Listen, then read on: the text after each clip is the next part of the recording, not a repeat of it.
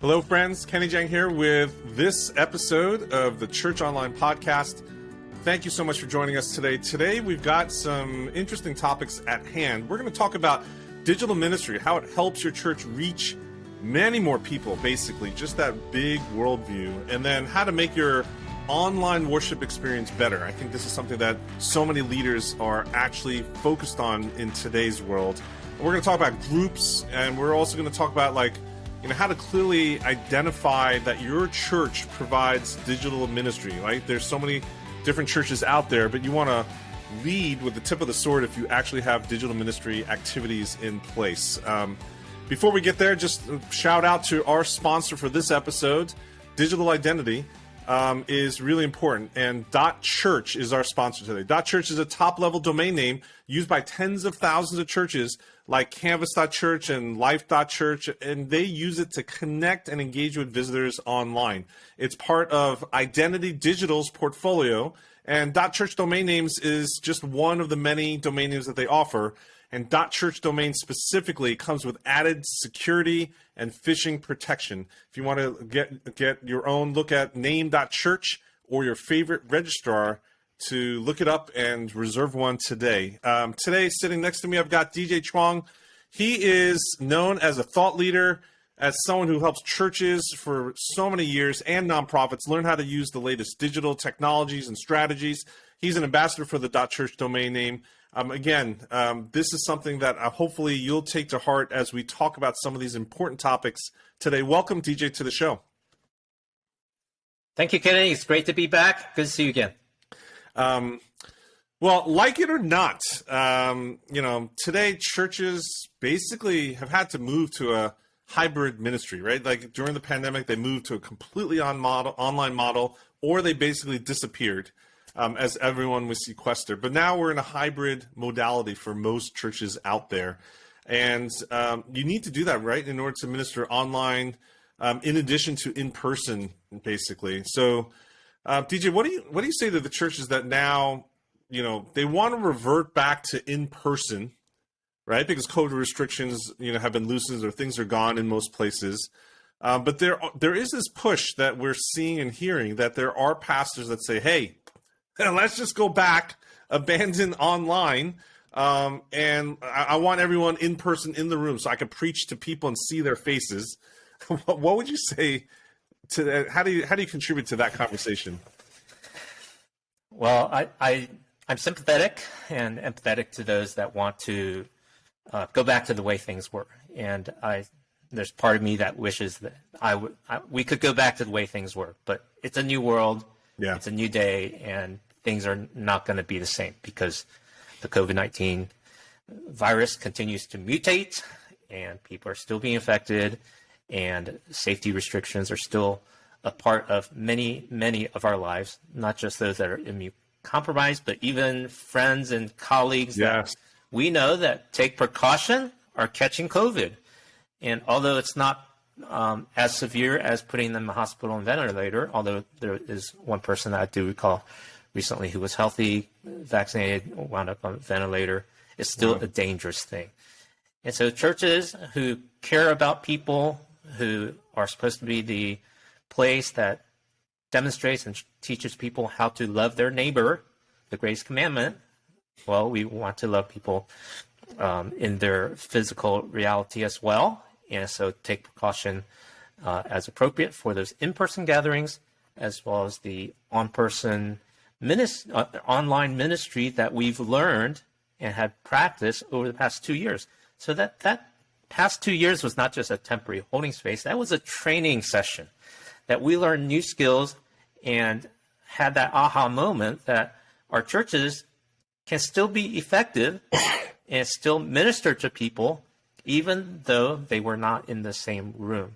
The gospel went forth from written scrolls and texts that were written 2,000 years ago and still changing lives today. I mean, think about the virtual distance over spans of time, spans of geography that the Word of God had back then. Well, in the digital world, we're having immediate impact over long distance too, but the technology has accelerated the spread of the gospel, and we would lose the opportunity. We would not be faithful to the gift God has given us in the pandemic to learn how to further the spread of the gospel in the unique shape that God's given each of our local communities. Well, DJ, what would you say to the pastors who say, look, we survived without online for years. There's so many churches that didn't embrace hybrid ministry before. What's the opportunity cost? And has the game fundamentally changed in terms of expectations? What would you say to that? Well, for churches that have survived pre-COVID and maybe even during COVID, I know there's some churches that did not take the safety precautions and just had that blind faith to proceed on. With 300,000 churches in the U.S. and thousands more around the world, it's not fair to overgeneralize and say, here's how it needs to be for every single church. So each single church has to have a discerning process and pray and discuss and discern what is best for the people that God has shaped the church to serve, and who they should be serving currently and who they should be reaching. I think the tendency for a majority of the more pre-COVID traditional churches that loved to gather in person only, the temptation is only to serve those that have that preference and leave out all the people that they were reaching through their online ministry. Again, the statistic shows 96% of churches were offering online services during the COVID pandemic. I mean, that's so there's that 4% that refused to, but for the vast majority of us, we've had that experience of hybrid ministry, online and in person, and it's a good stewardship to continue doing that as long as there's faithfulness and fruitfulness on both sides. Now, online ministry doesn't replace in-person ministry. There's different values to both, but both can be effective, and we've seen it be effective. And I think the proof is in the pudding. Your church has seen the effectiveness of online ministry, and going back to in-person, that has added another level of blessing. But now I'll add this point.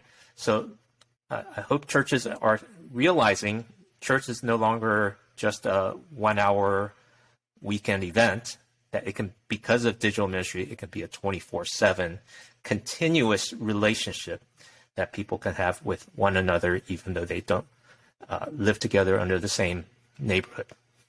Absolutely. I mean, it's fascinating. I think one of the things that also adds to the mix is I don't remember the exact stat, but there was an alarmingly large number of businesses that have not yet returned to full-time in-person work in New York City. It was double digits.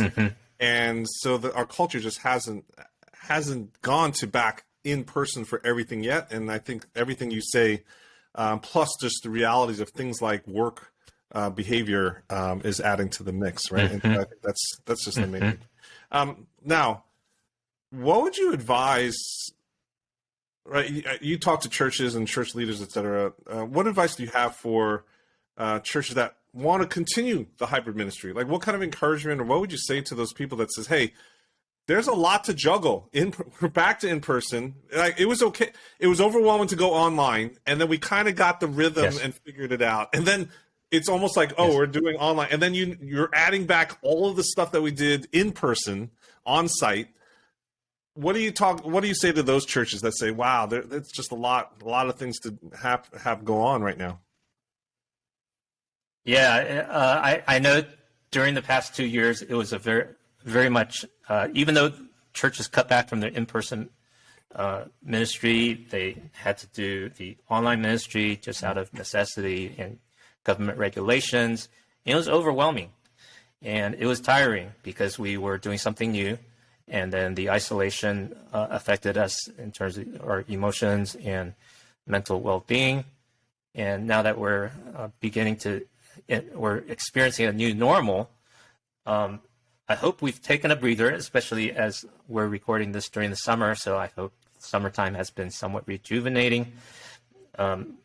We've taken a step, and then now the opportunity is to optimize and take some of those new learnings and turn them into habits and systems and procedures so that they become habit. We move from conscious competency towards unconscious competency, and then that will conserve your energy, and then you can improve your process and how you do hybrid ministry. Take the things that worked really well for your church and what served people well, what worked, reached people well, put a little more energy behind those, and then let go of some of the other things. I think one thing I've learned from the pandemic, and as I talk with people, is learning to streamline, learning to prioritize, realizing some things are important, a lot of things are not. We have a limited amount of energy. The pandemic drained us in so many ways because of that situation and the stress and the trauma. And so we want to boil it down to the bare essentials and stick with what you call tip of the sword, and go forward with what works. The other thing is realizing we've got a lot of free and low-cost resources that are available in the digital world. And so one that's just launching as we speak is uversion.church. Yes. So Life.Church has been a pioneer in digital ministry and hybrid ministry for well over a decade. And through their online.church platform, by God's sovereignty, they built this more than 5 years before the pandemic. 20,000 churches were using their online.church platform pre-pandemic. Then the pandemic hit mid-March of 2020. 42,000 churches signed up in those first 2 weeks. That's amazing. And that was amazing. Yeah. They reached a record number of 7 million people during those first 2 weeks.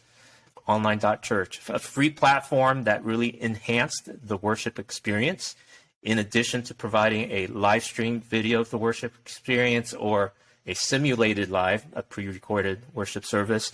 The online.church platform provides chat, interactive elements like raising your hand or asking for live prayer, Bible reading and notes, and other nice features that really makes it an engaging and immersive experience that enhanced people's spiritual connection week to week.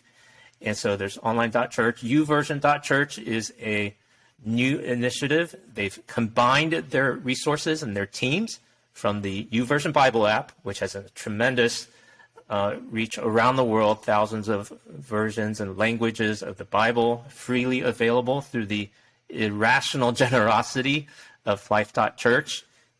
They've really invested in this platform for digital Bibles. And then now they're combining that with the online.church team, the digital worship platform, and then they're bringing it together in uversion.church. And the innovative pastor there, Bobby Grunwald, has described uversion.church as providing a hybrid platform, bringing the best of the in-person and the online together so that church can be effectively ministering 24/7 throughout the week. So that's an exciting development. Make sure you subscribe to the updates at uversion.church to get the latest, because as we're speaking, news is rolling out. So I'm keeping an eye on it, and I know that's going to help our churches further their hybrid ministry into the new season. uversion.church. I like that. The .church domain, easy to remember. Now, there are people that I've actually talked to recently. In the last 2 weeks, I've talked to two people who are thinking like, oh, like that stat I talked to you about. I think it was something like, only 8% or 9%, like right under 10% have returned to work 5 days a week in New York City.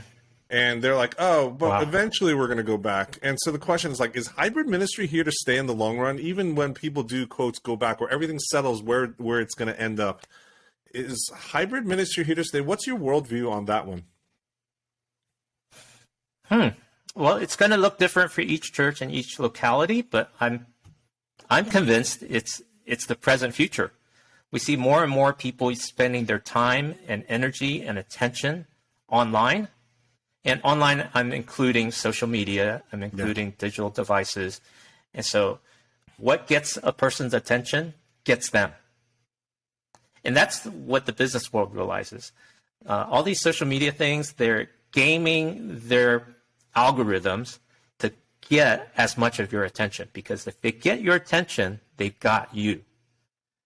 I'm not sure churches have developed that mindset to realize, how can we help engage our people more, hold their attention, and connect them to God and connect them to each other so they live out their faith in every aspect of their life. Yeah, absolutely. I think that brings a whole new mindset, and we've got to shift away from, or expand, not shift away, but expand our understanding of being a fully devoted follower of Christ. A disciple means following him 24/7 and not just attending church on a weekend or just attending a small group or doing a ministry.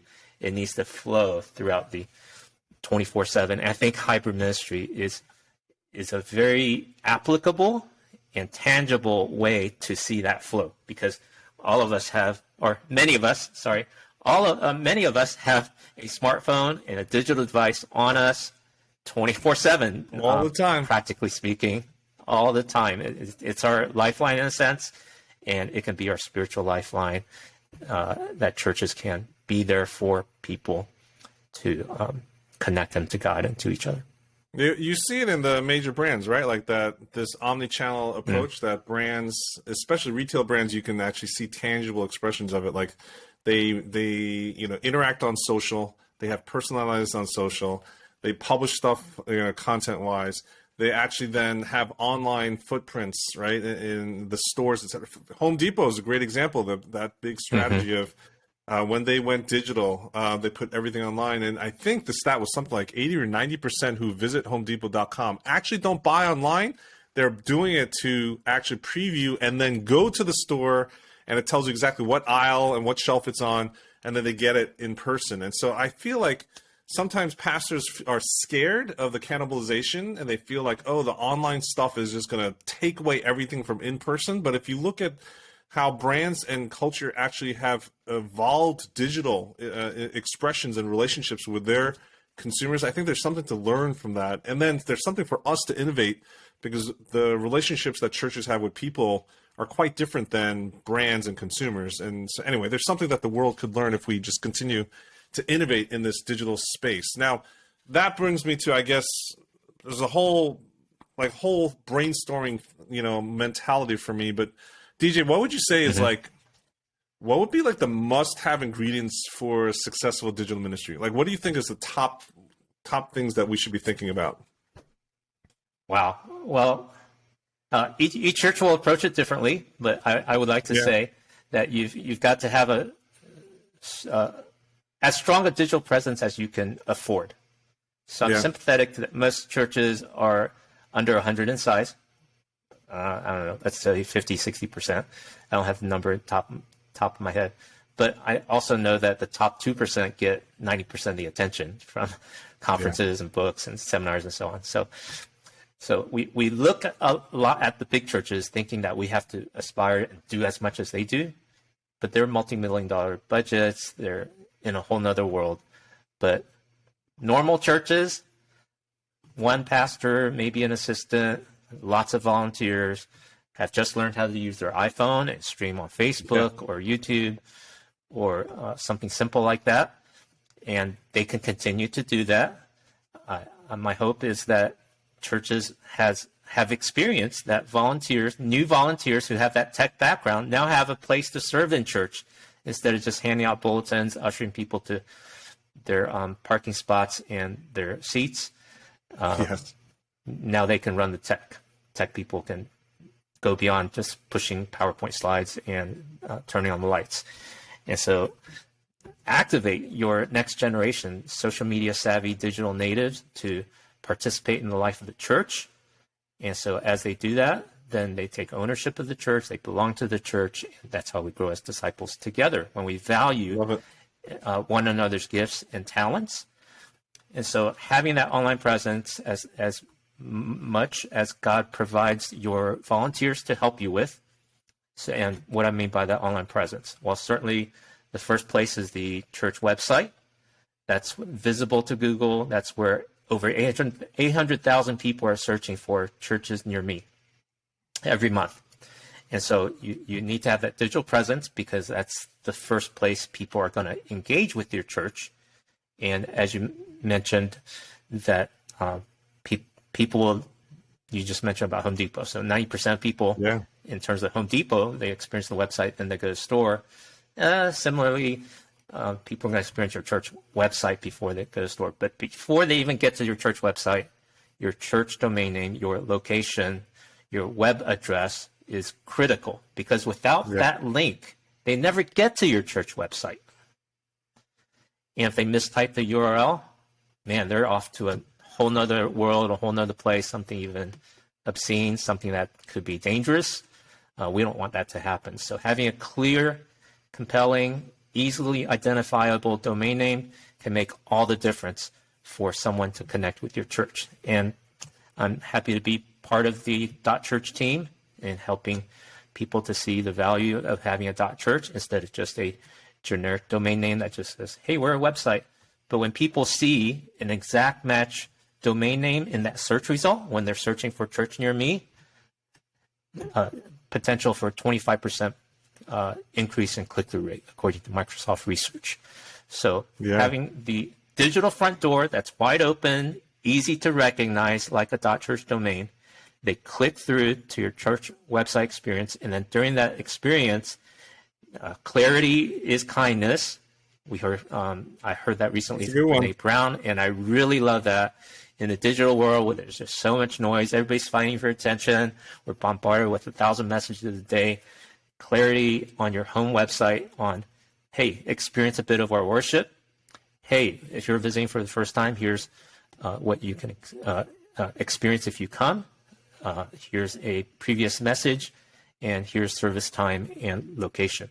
You would not believe, and I visit a lot of church websites because I'm a church connoisseur, so I love visiting lots of churches when I'm on vacation. We even have a family tradition where we go to 10 churches during Easter and Christmas. I get more eye rolls from Christians when I say that, but it's quite energizing for me to see the variety of how the body of Christ worships. Beautiful, right? It's beautiful to see how ministries worship differently. Yes. And I really enjoy that. The sermon part, some of them, anyways. But even the prominent churches and small churches make it so painfully difficult to find service time and location. Yeah. Yes. That should be a no-click. That should be a no-click on the front page, easy to get to. And I cannot tell you, I started counting clicks, 1, 2, 3, 4 clicks, even at large churches, to find that service time and location. So make that easy, less friction, more response, more engagement, more fruitfulness. That's the quick take, I would say, about the must-have ingredients for successful digital ministry. Those first steps are so critical. DJ, that's a great summary of this topic of hybrid and digital, and just a great conversation to use some of these points with other leaders in your own ministry, wherever you are, especially those that might have a little bit of hesitation or resistance in this area. DJ, thank you so much for sharing your expertise and wisdom with us today. If someone wanted to get an actual .church domain name, what's the easiest and best place for them to do that? Oh, name.church. Name.church is one of our leading registrars. Easy to remember. Get a name for your church, name.church. And that's a easy register. You can search and register right away. They're even offering a limited time low price offer, so get a discount. And .church domains are available at any popular registrar or all registrars on the internet. Some of the most popular ones that church leaders are using: GoDaddy, Namecheap, Google, Porkbun is one, up and coming. So all those are registrars that are commonly used by churches. Yes, mine too. Thank you. Hey, so if you guys listening here today are actually in that discussion of hybrid, abandoning online, we'd love to hear from you. We'd love to engage with you further. This is just one of those things that I think is really important, and we don't want to minimize that conversation. In fact, I think later this year, in the fall, I'm going to be convening a panel at SALT Conference in Nashville, SALT Community Conference, on this very specific topic about live streaming, not live streaming, hybrid ministry, etc. And this identity portion is just definitely part of the conversation. So we'd love for you to comment or DM us, or let us hear from you where you are in the conversation, what your thoughts are, theological, logistical, budget-wise, volunteer-wise, etc.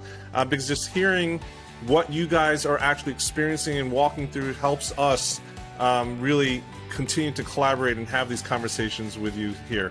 I'm Kenny Jahng. This has been the Church Online Podcast. We're going to continue this conversation next week with, I think, DJ, we're going to talk about like 5 ways to basically increase, 5 tactics or 5 really good ways to increase your church's digital engagement. Everyone is interested in how do you increase that engagement. It's so hard sometimes for ministries to do that, and so we're gonna center around that next time here on the Church Online Podcast. I'm Kenny Jahng with DJ Chuang signing off. Remember, be social, stay social.